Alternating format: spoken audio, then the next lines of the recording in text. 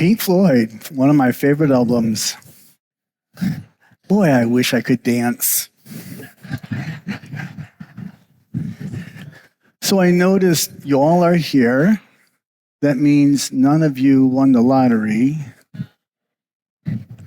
Can you imagine that? $1 billion. Who bought a ticket? Be honest. Who bought 2? 3? I know TJ bought 5, right? No, 20, right? Man, what would you do with that kind of money? Buy a new house, yacht, maybe a Lamborghini, buy your own jet, hire your own pilot. It's a lot of moolah. Oh, the thrill of believing that a handful of numbers could have the power to change your life so drastically. I mean, what else can you spend $1 or $2 on and have the potential to give you that kind of return? It's pretty seductive stuff, isn't it? Laura and Roger Griffins thought their life would change for the good when they won $2.7 million in 2005. The couple had 2 daughters and was living a happy life until winning the lottery. And then Roger decided to quit his job. He spent his money buying sports cars, spending huge money on vacations with family and friends to Marco and Dubois. The couple bought $1 million home that sadly burnt to the ground. Roger had left Laura after 14 years of marriage. Things changed drastically when he only had $7 left of the $2.7 million. Both Laura and Roger blamed each other in an interview for blowing all that money.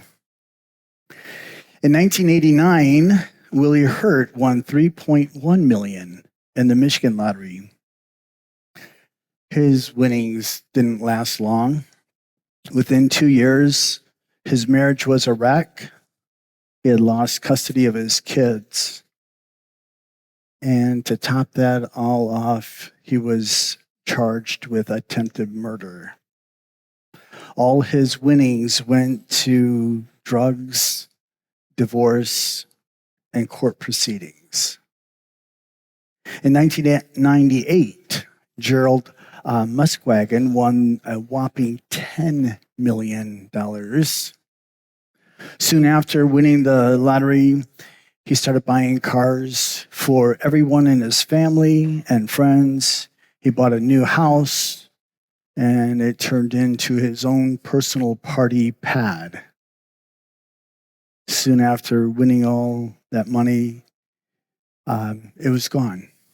And he ended up taking a minimum wage job to support his girlfriend and kids. Tragically, in 2005, Gerald took his own life. Needless to say, there's many stories like this, but I wasn't able to find any that were actually successful.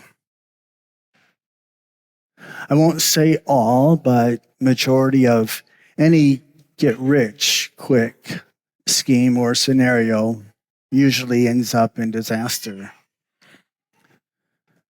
The young man in our gospel reading for today who asked Jesus, "Teacher, tell my brother to divide the inheritance with me," was no doubt seeking a get-rich-quick situation. See, in biblical times, it was the oldest child, the firstborn, who was guaranteed a double portion of the family's inheritance. So this is probably a younger son or a younger brother who wanted to cash in for himself. But Jesus refused to get in the middle of his scheme, let alone give him any kind of ammunition. Instead, he offered him a stern warning, and not just this young man, but those who were in the crowd, as well as you and I today. He said, life is so much more than the abundance of possessions. Over the years, there have been a lot of folks who have tried to tell me that their possessions, their material blessings, their house, their car, the things that they have in their home, are different than their financial blessings, their money, their 401k, their investments. But is it? Well, the truth is you can't have one without the other. So they're one and the same. Both are blessings from God. Both are considered possessions. Both have been entrusted to you for care. So what about the one who doesn't scheme, but works very hard and earns a really good living? They're smart with their money. They save. They have a healthy savings account. They make some good investment decisions. Their Roth, their 401k are just flourishing. What about them? Is that wrong? Is it wrong for a Christian to have money? Is it wrong for a Christian to be rich? Is it wrong for a Christian to have the desire to be rich?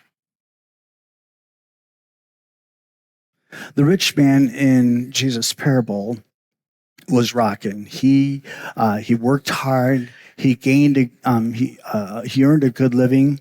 He made some smart investment decisions in farming, and God had enriched him blessedly. And that's not just once; it was several times. So much so that he had to build bigger barns just to hold all of his blessings. So what was the problem? If God has blessed him with an abundance, is there a problem? If God blesses you with an abundance, is there a problem? Yes, this rich man had worked hard. He was richly blessed.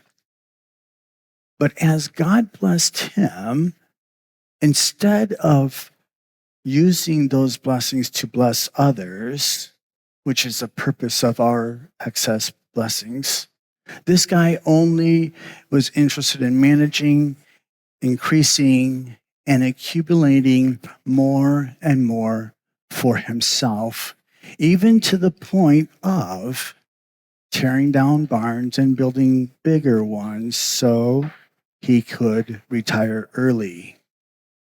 If only he knew that this was his last night on earth. You fool, Jesus said, this very night your life will be demanded of you. Then who will get what you have stored up for yourself? Then he has this other stark warning. This is how it will be with anyone who stores up things for himself, but is not rich toward God.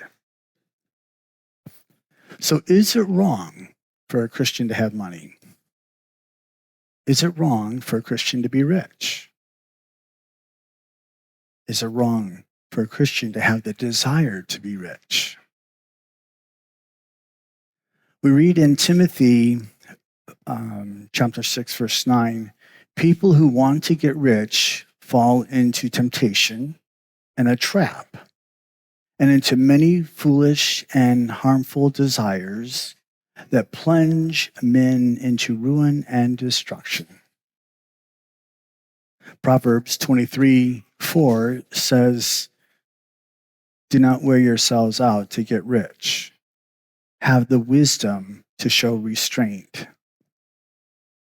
And yet, that's not at all what our world would say, is it? Our world would be encouraging us to set some high goals for ourselves, to work really, really hard. Maybe nudge or push aside others so that you can get ahead, to get to the top of that corporate ladder, doing whatever it takes to get rich as quickly or swiftly as possible, and then sit back and enjoy life. Kind of sounds like the rich guy in our parable today, doesn't it?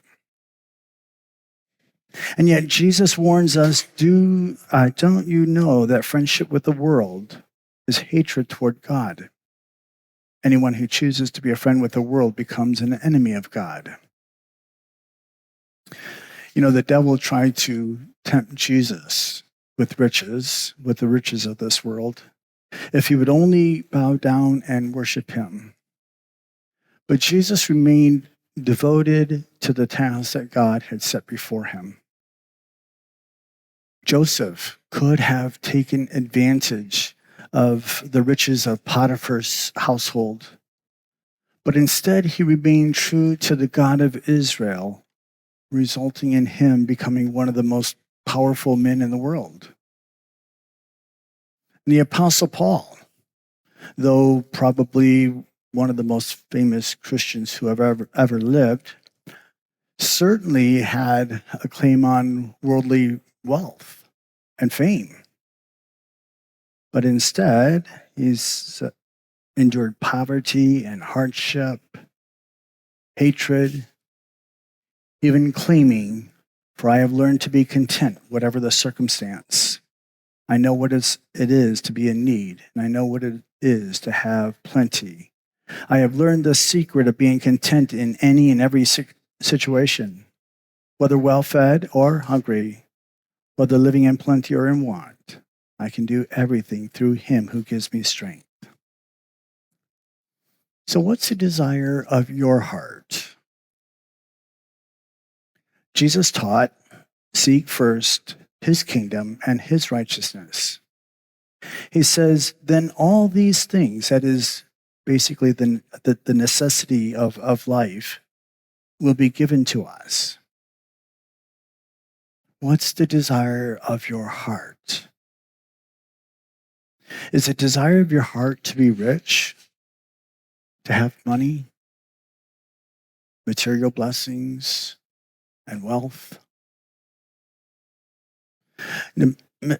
These all have a unique way of taking our eyes off of Jesus, taking our eyes off of what is most important and what is eternal.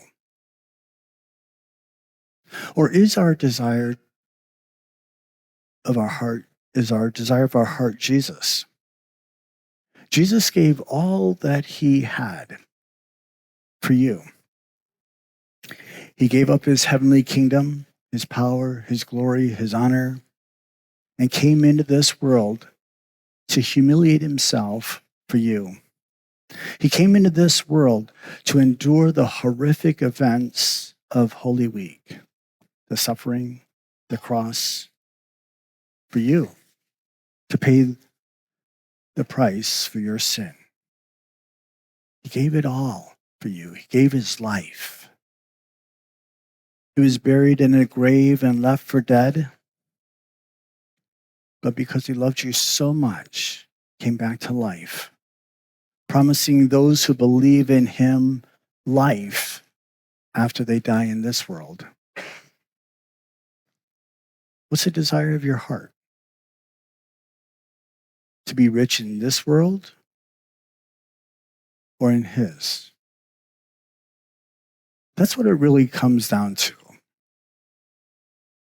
No, there's nothing wrong with a Christian having money or being rich. It's a matter of your heart. It's a matter of using the wealth that God has blessed you with to further his kingdom, to use the blessings that he's given to you to bless others? Are you willing to give it up for him, for others? As we heard it in our first reading this morning from Ecclesiastes, a man can do nothing better than to eat and drink and find satisfaction in his work. And yet it also tells us who is the source of those blessings. This too I see is from the hand of God. For without him, who can eat or find enjoyment? So instead of seeking wealth for ourselves, let's think about ways where we can use those blessings to excite people with hope and joy in Jesus as our primary goal, and then to use those resources as a means of accomplishing that goal. We live in a day and age where people are struggling, they're hurting. Yes, they've been stuck at home. Yes, they could have gone back to work, but chose not to. Yes, our economy is tight. The cost of groceries and gas are at an all-time high. But God is placing people in our lives every day to show his love, to show his care, his concern. And he has blessed us with financial blessings in order to help those that he brings into our lives. Being rich toward God is seeing these blessings that God has given to us, not as our own, but what he has entrusted to us to be a blessing to others, to answer the prayers of others. So the question for us today is, how can you do that individually? And how can we do that as a church? To God belongs the glory. Amen.